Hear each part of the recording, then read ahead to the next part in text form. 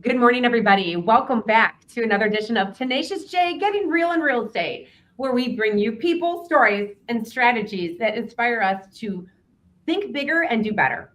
Today's guest is a true entrepreneur who has built a career by doing something most people thought was impossible, and that's making stressful situations memorable and fun.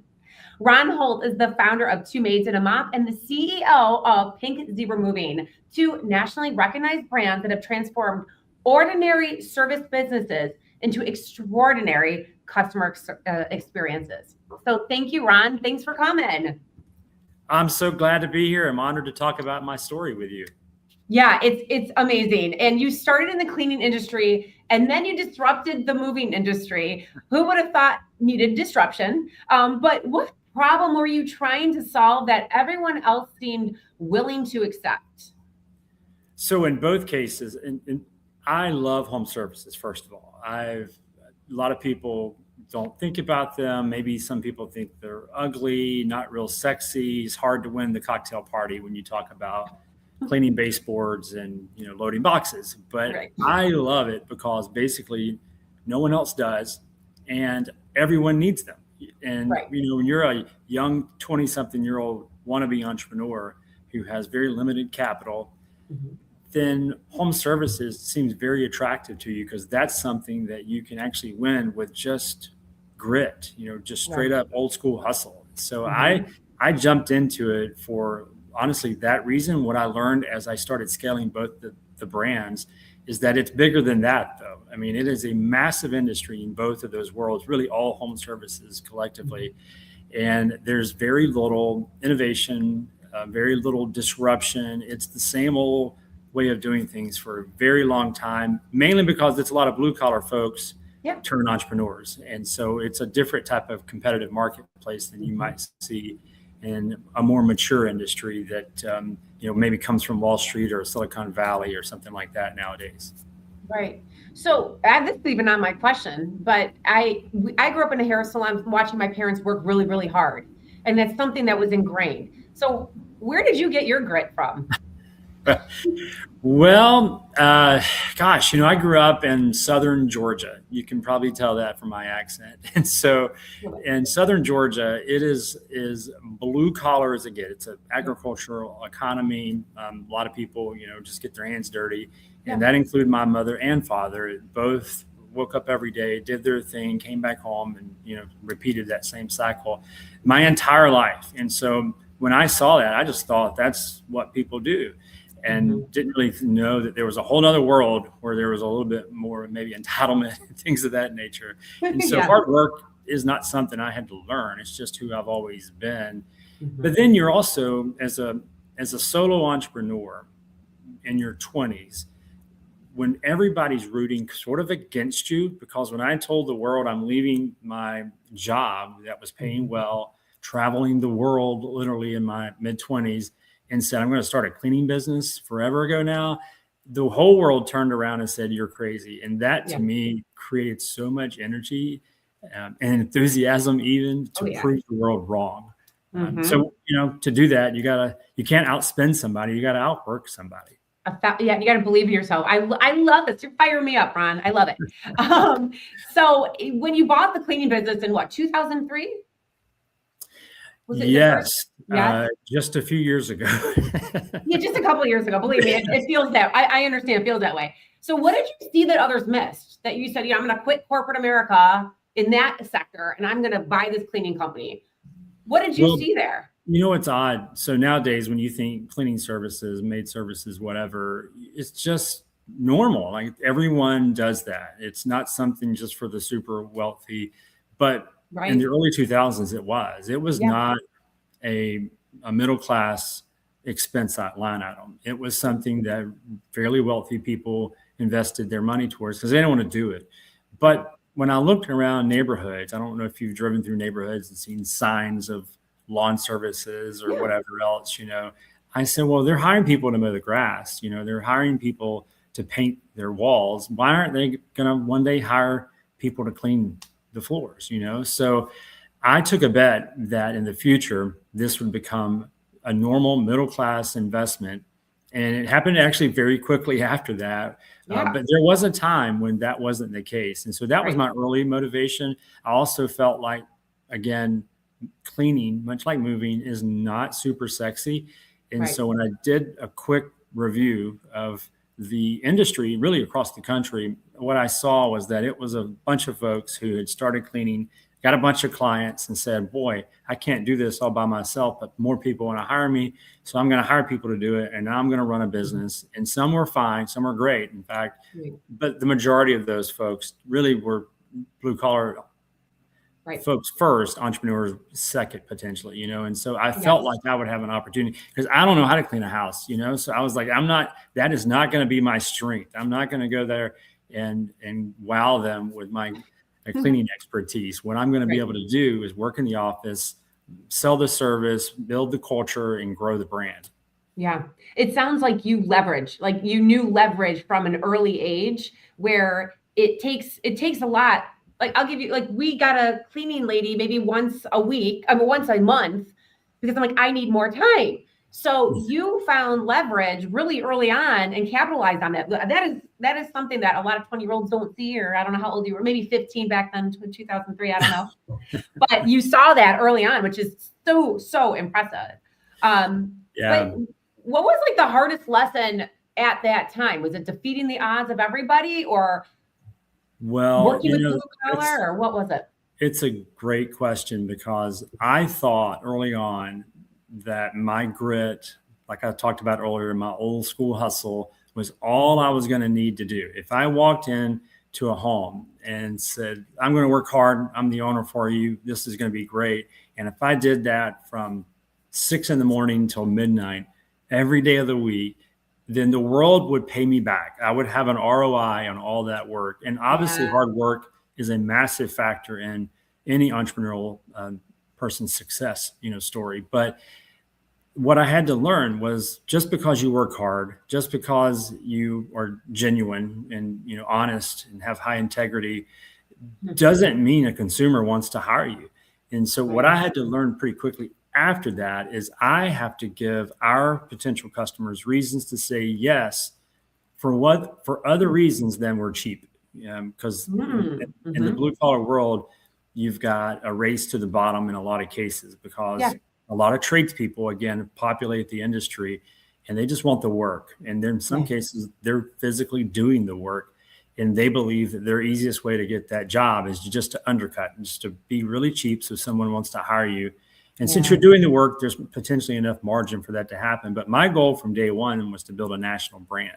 And I knew that my hard work wouldn't scale. Like at some point I had to do something different. And so long story short, I read a great book by a guy named Seth Godin, wrote a book called The Purple Cow. It's a super simple concept. If you see a purple cow in Southern Georgia, it's going to stick out. You will remember it forever. You will remember that date and time that you saw this purple cow. So consumers think the same way. Like, why am I hiring this person? And in our case, what we built later on was our own version of a purple cow, which was the Paper Performance Plan.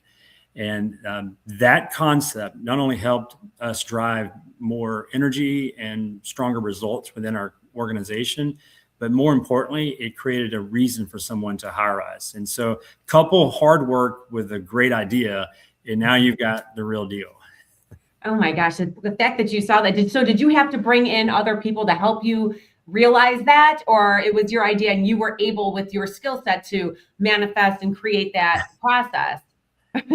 So that's a funny story. I go back this was so long ago, but I can still see myself in that thought process. So I read the book. I literally was on the way to Omaha, Nebraska. I'm a big fan of Warren Buffett. So I was going to the Berkshire Hathaway shareholder conference. And as much as I love Warren Buffett, by the time I landed in Omaha, I wanted to turn around and go back. I was living down in Pensacola, Florida, which is on the northern Gulf Coast of Florida. And so there's a lot of water, beaches, and so that. And so when I came back from the trip to Omaha, I literally would work, do my thing all day, and at the end of the day, drive to the beach. This shows my age, with an old school pen and paper, and I would just brainstorm while I'm looking at the water. And one day, it just popped. Like, why not actually tie customer feedback to what our employees' wages are, and then use that as a marketing tool to get someone to say yes to us when they're making that hiring decision. So it all happened on the beach.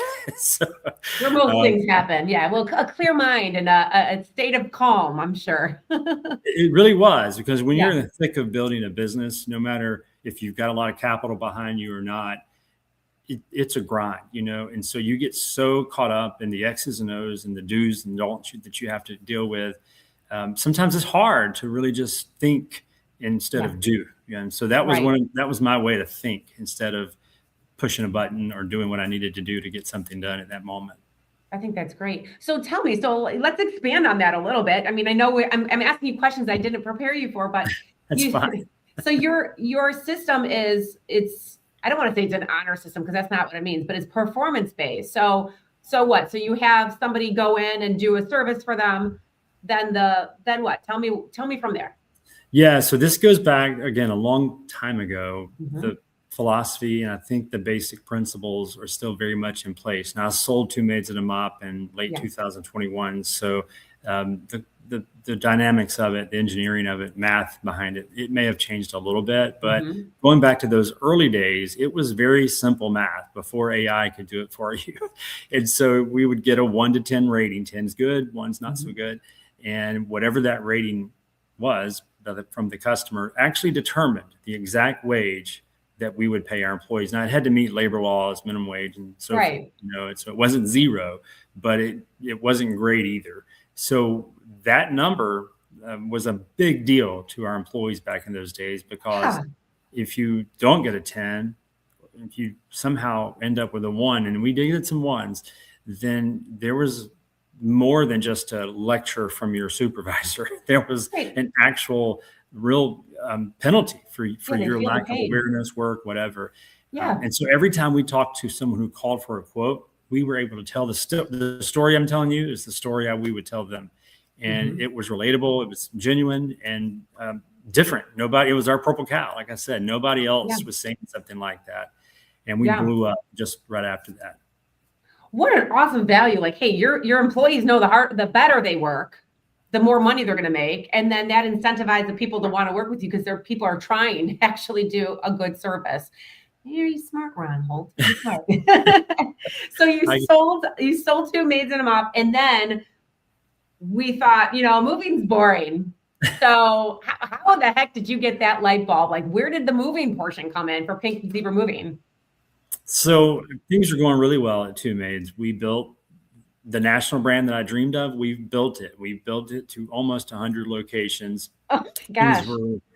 I was in terms of work-life balance, it was more life than work, and working less than I ever had worked in my life, really honestly making more money than I ever made in my life. And it was the American dream, like everything I dreamed of over the course of 2 decades. It didn't happen overnight, but 2 decades it had come true. And so that should have been enough. At the time I felt a little guilty because I was thinking, why am I not satisfied? And what hit me is one of the things that I had forgotten about myself is early on, before I even opened a business for the first time, I recognized pretty quickly that I really like living on purpose. Like entrepreneurship gives me that opportunity to where every second, every day, everything you do matters. It's not just a task because your boss said do it. It's not an empty task that no one even notices. When you run a business, you're living on fire. It's just the best way to put it, every single day. And so when you're chasing a dream to build a brand across the country, you really aren't supposed to get there, first of all. But if you ever get there and you look around and you're not working as hard and as much as you used to, you lost fire, So I found myself in a place after accomplishing the dream I'd always been chasing, kind of empty, and said to myself, okay, I was still in my 40s at the time, late 40s at the time, mid to late 40s at the time, and didn't feel like I was anywhere close to just hanging up the cleats and watching everybody else do the work with all these checks rolling in. That seemed terrible and kind of gross even. And so I said, let's sell the business. Let's find that entrepreneurial itch again, where I can live startup life and, like I said, live life on purpose. Yeah. But what? I already knew I loved home services, so I knew I wanted to stay in that world. But I didn't really know, because I didn't want to just be another carpet cleaner or just another HVAC brand.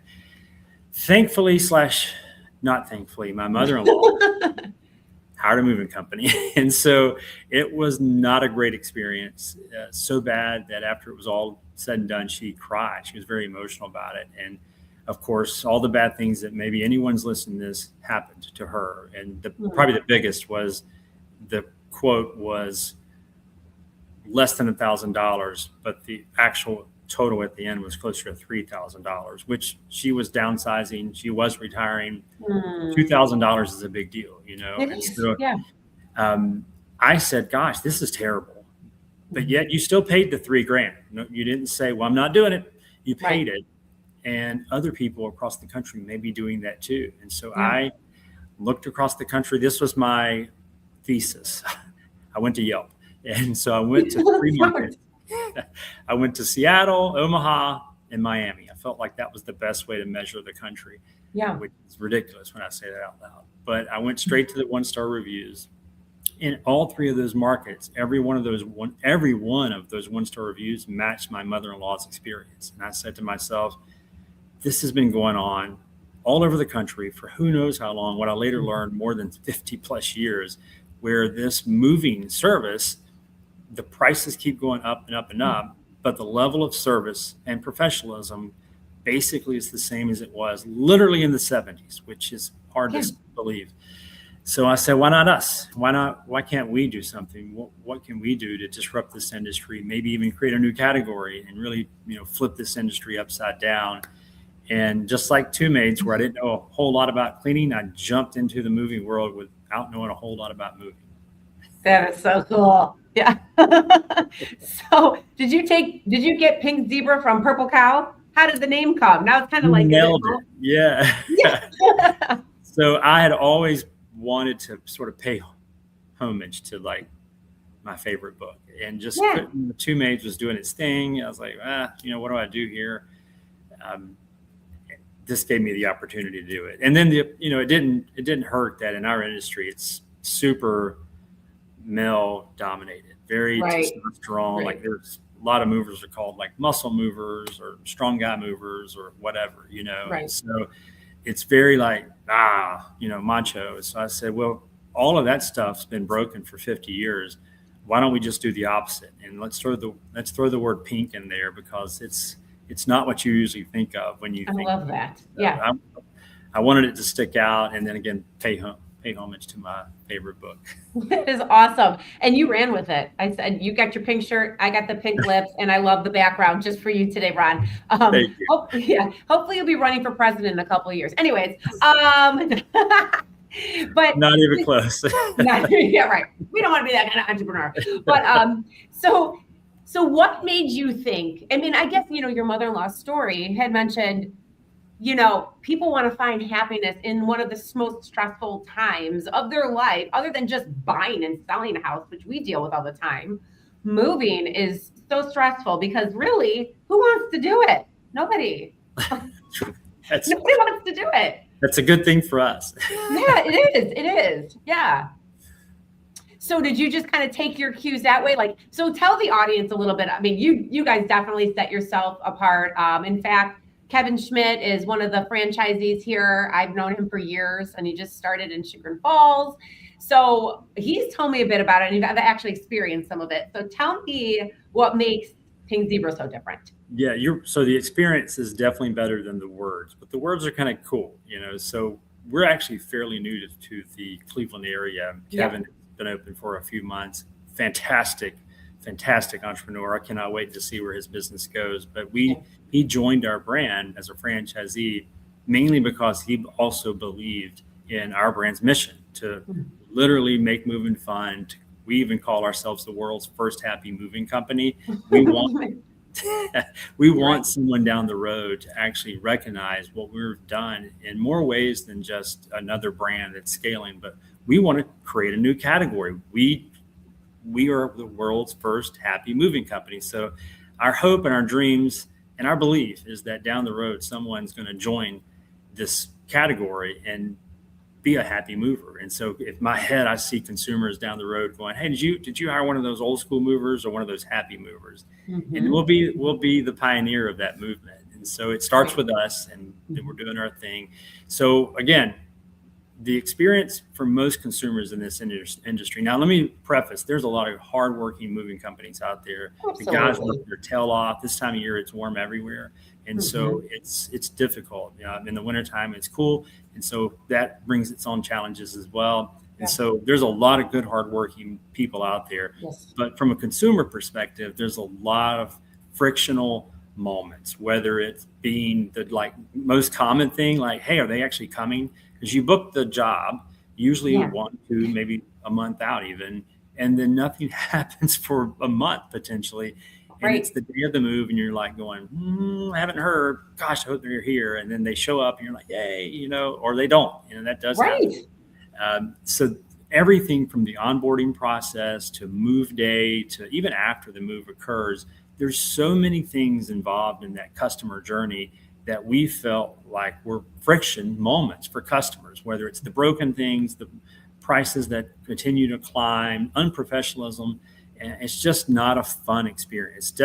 Physically moving is not fun, but for a customer, it's far from fun, for them as well. So we said, if we're going to do things differently, why not be really different? Why not be a real purple cow in this industry? And so we created a challenge for ourselves and for our brand to literally make the moving experience fun. And so what we do early on is we just over communicate. Number one, if you hire us, we're going to show up, the party's coming, there's going to be some type of theatrical things happening. We want you to think there's more than going on than just physical manual labor. Our trucks are wild, mascot's pretty cool. We got a couple that come out. Zeke and Dolly. Yeah. The night before a move, we actually feed our customers a free surprise meal. They don't see it coming usually. When the brand grows, that will become more and more synonymous, I guess. But right now, it's usually a surprise for people. It's usually the moment where people go, oh, I've hired the right moving company. And more importantly, if they're feeding me the night before, that means they're going to come tomorrow. And they care. Yeah.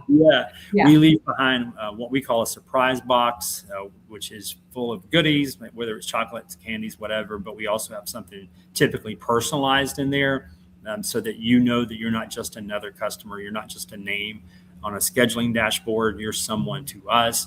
We play music in every room, like real music that people will enjoy, that are all happy emotions that go, when you hear these sing-along songs that we all know. And we just try to put on a real show and eliminate all the friction. Now, we're not perfect. Things happen. We're all human beings. So if we were to say maybe scratch a wall or maybe even show up 10 minutes late, what we're trying to do is not just have fun and have a party. That's part of it. That's fun. And we do have parties.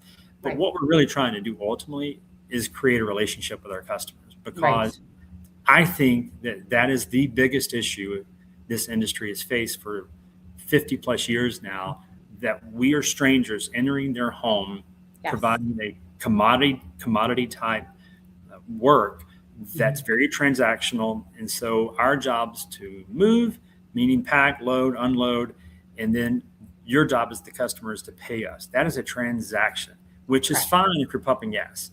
But when you're paying someone thousands of dollars to move things out of your home, then if you don't have a relationship, the odds of something going wrong are sky high, and you're already pressured and stressed because of the move itself, whether you're moving out of an apartment or buying a new home. Everything about that is stressful. And so we become that punching bag in some cases. Now, sometimes it's deserved because there's some pretty major mistakes, but in other cases it may not be, but we become that punching bag because there's no actual real relationship between the customer and the moving company. So we just try to build trust. We try to build that relationship, and we think the way to do it is to have some fun, and over communicate, overdo things to make people go, what? Wow, they're doing this. Pink Zebra Moving is actually feeding me the night before a move. Mhm. Pink's Even Moving knows that my favorite team is, Notre Dame or whatever the Mhm. crazy thing might be, and Right. so those are the things we do, and our guys take the rest. Our guys, we like to call them uh, entertainers more than movers, because obviously they got to pick stuff up. They got to work Yeah, they hard, do. some Labor. manually, Yeah, heavy labor. and they're for the most part paying us by the hour. So we don't want to abuse that. We want to respect people's time and money, but we do try to create a culture where there's some fun stuff that happen that's not as scripted as some of the other things that we do. I love that, Ron. And also, you mentioned, building upon relationships in a world where everything is so quick. And it's also you're creating and developing a raving fan, somebody who's going to be promoting Pink's Deeper Moving just because of their experience, good or bad. But sounds like bringing fun into a very stressful situation and building that relationship. Because yeah, you're going in people that you've never met are going in your bedroom packing things and yeah, it is a very personal experience, and like you mentioned, very transactional up until you guys have come and shaken it up, making moving fun. So that's pretty awesome.